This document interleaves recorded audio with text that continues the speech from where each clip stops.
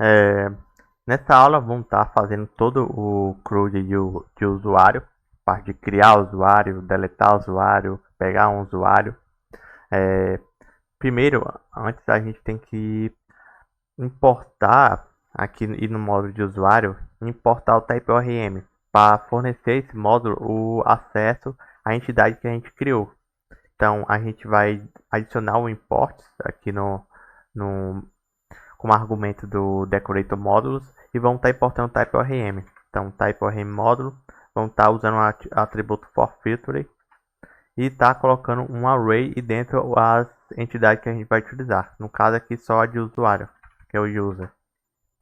E a gente já tem acesso à entidade de usuário aqui dentro do módulo de usuário.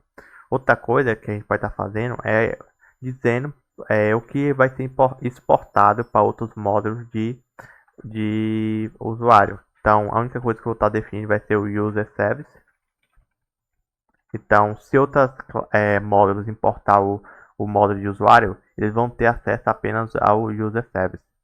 Se eu não definir o que vai ser exportado e outro módulo tentar importar, vai dar erro. É, Agora, uma coisa que a gente vamos estar fazendo é adicionar todas as funções aqui da rota como assíncrona. Porque como a gente vai estar fazendo requisições do banco, isso pode ser que demore, então eu costumo colocar como tudo como assíncrono. Então eu vou estar utilizando o async, isso aqui é do próprio JavaScript, e o await, para indicar que nós estamos usando uma promise, tornando uma promise. Então, async e o return await para todos os métodos aqui do controle e também do service.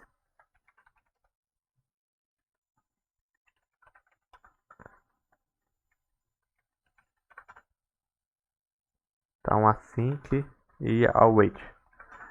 Outra coisa que podemos estar fazendo é definir, mudar esse parâmetro do ID para ser um number ao invés de uma string. Ele vai vir um número como uma string. Então a gente pode utilizar um pipe para mudar essa string para vir para o padrão como número. Então eu vou utilizar o parseInt pipe e assim ele já vem como number. Então eu coloco aqui um ID do tipo number agora. Eu vou fazer isso também para a rota de atualizar e também de deletar. Tá selecionando aqui e colocar o parseInt pipe. E aqui ele está como string e eu vou colocar como number. Então todos os ID já estão vindo como number. É, a gente também temos que definir isso no service, colocar todas as funções como assíncrona. Assíncrona.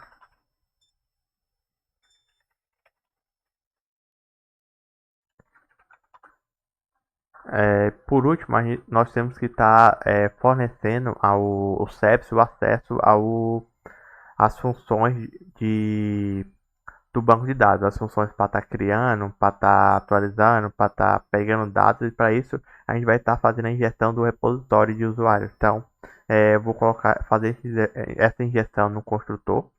Então, aqui eu vou definir um atributo privado chamado user repository, que é do tipo repository, que é do TypeORM. E temos que especificar qual tipo desse repositório, que no caso é user. Temos também que estar fazendo a injeção desse repositório no user service com o inject repository, que é do nest TypeORM, e indicar qual tipo, que é do tipo user. E aí, agora a gente já temos acesso às funções do TypeORM para estar criando usuário, deletando, atualizando e tal. Aqui para criar, a gente vai utilizar o método save do user repository. Então vou utilizar o await, que é assíncrono, this.userrepository.save, e vamos estar passando os dados que está vindo do body, que é esse create user DTO.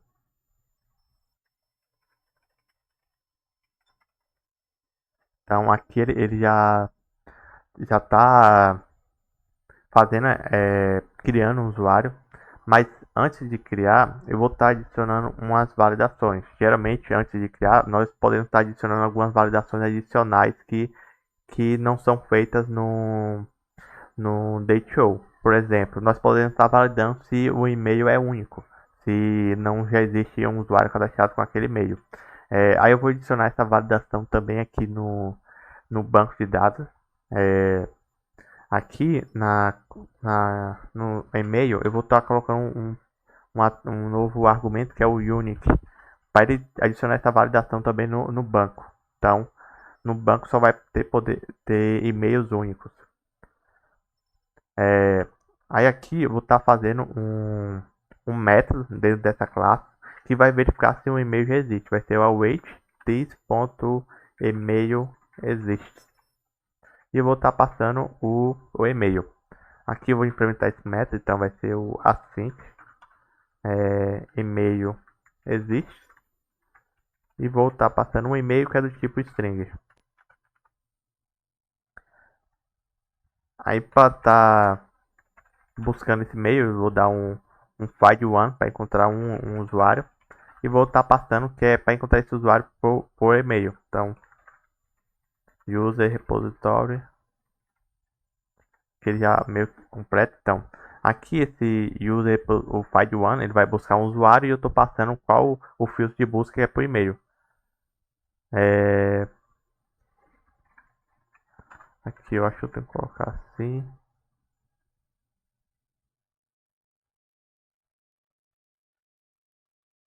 Ah, tá. Aqui eu não é direto, eu tenho que colocar o where e passar o e-mail agora. Pronto. Aqui ele já está buscando um usuário pelo e-mail. Então ele vai buscar um usuário. Se tiver um usuário com esse e-mail, eu vou estar lançando uma exceção. No caso, vou dar um throw para lançar essa exceção. E essa exceção vai ser do tipo bad request. Eu vou estar passando como mensagem e-mail já existe. E-mail já cadastrado. E-mail já existe mesmo. Essas exceções já são padrão do Nest.js. O Nest.js já fornece algumas exceções padrões. Então ele tem exceção para não autorizado, bad request, para não encontrado, entre outras. Então essas são todas as exceções padrões que ele fornece, que já vem tudo certinho, o código de erro, qual o erro é, e a gente só define qual a mensagem, que no caso aqui eu defini como e-mail já existe. Então já está feito o método para verificar se o e-mail já existe. Então aqui eu vou chamar esse método que eu já chamei, que ele está verificando se o e-mail já existe. Então verifica se o e-mail já existe. Agora vamos estar testando essa rota de criar usuário. Para isso, vou estar utilizando o Postman para estar fazendo as requisições ao banco. Aqui eu vou criar uma coleção para estar armazenando as requisições da nossa aplicação. Então, coleção, vou dar o nome de capacitação Nest.js Tecno Júnior. E aqui vou estar adicionando uma pasta dentro dessa coleção, que vai ser para armazenar toda a requisição de usuário. Então, user. E vou estar adicionando as requisições. Aqui eu vou estar adicionando a requisição com o método post, que é para criar. Então, eu vou estar passando agora a rota da nossa aplicação que para cadastro. Então, dois pontos localhost, a porta que é 3000, API barra user. Aqui eu costumo colocar o nome descritivo para essa requisição, que no caso é API barra user. Então aqui já fica meio que uma descrição da rota e o método que é utilizado. Então, método post para API barra user. Agora nós vamos estar passando os dados do body. Então, quais dados vão ser passados.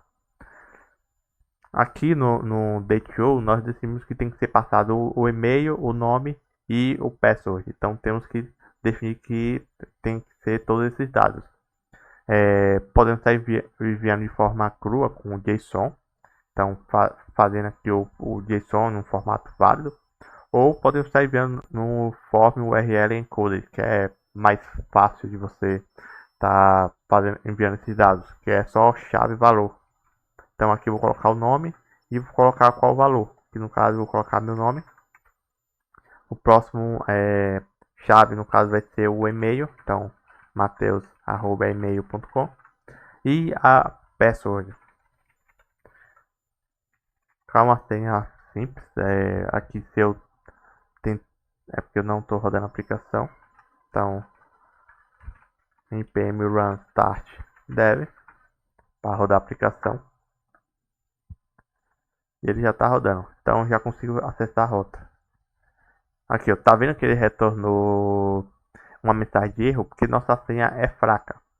Que ela tem que ter no mínimo 6 caracteres.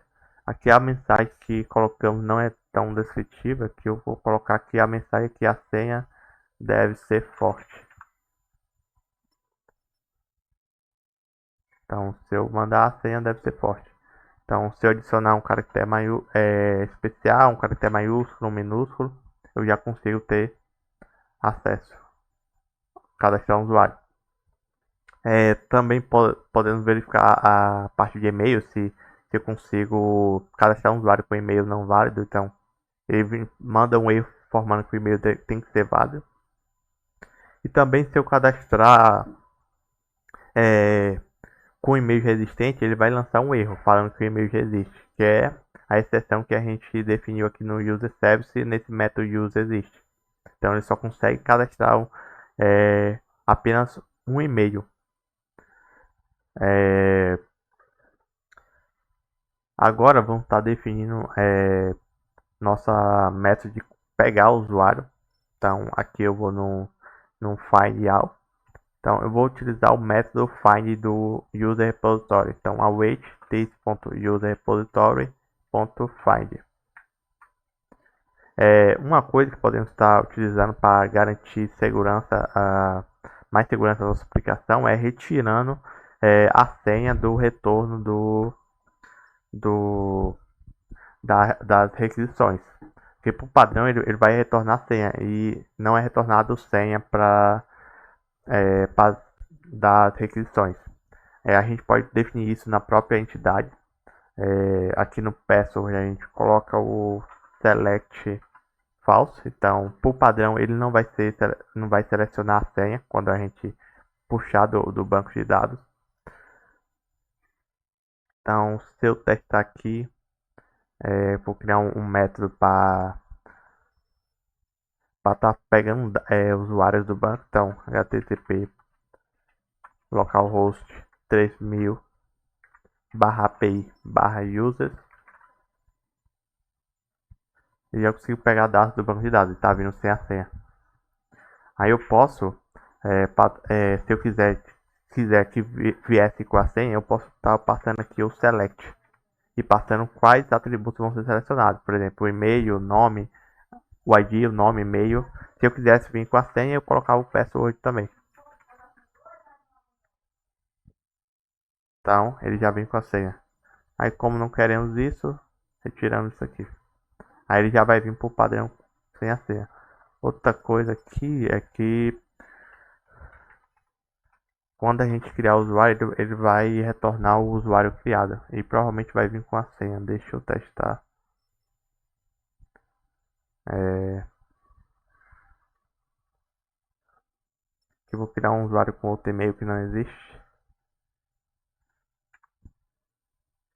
Ele está retornando a senha. Aí aqui eu posso colocar aqui um user, const user, e retirar esse atributo do user. Então, delete user.password. E agora eu retorno o usuário. Então, quando eu criar um usuário, ele já vai vir sem a senha. Então, o usuário já está vindo sem a senha quando cria. No método find one, nós vamos estar tentando pegar um usuário dado o ID, e se não encontrar esse usuário, vamos estar lançando uma exceção que esse usuário não foi encontrado. Então, aqui eu vou usar um try. No user repository já tem um método que faz isso, que ele vai tentar encontrar um ou falhar. Aqui eu uso o método find one by ou fail. E eu passo o ID, caso ID. E, e se falhar, nós vamos estar lançando uma exceção de not found. New not found exception, que é do próprio Nest. Então, usuário não encontrado. Aqui eu apago isso e já temos nosso método de encontrar um. Aqui eu só vou implementar essa requisição. Então, vou duplicar. Aqui é users, que no caso eu estou pegando vários usuários.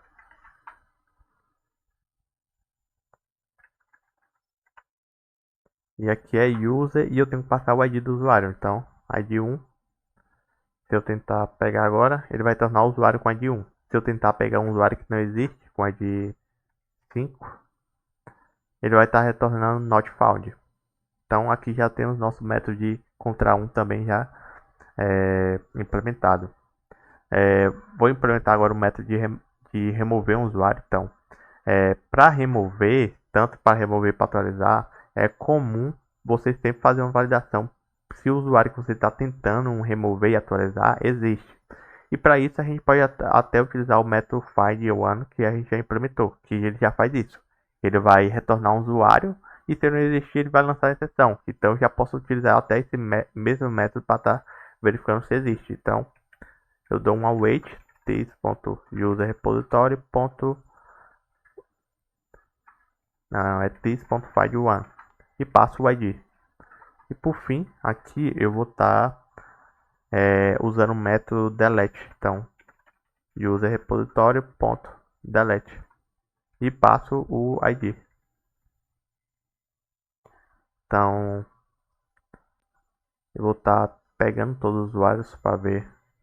Vou tentar remover esse usuário 3 agora. Então, eu vou aqui na rota /ID. Vou estar duplicando essa rota. Aqui eu apago o copy e mudo só o verbo, que no caso é o delete. Então, da mesma forma que o método de pegar um, se eu tentar deletar um usuário que não existe, ele vai dar um usuário não encontrado.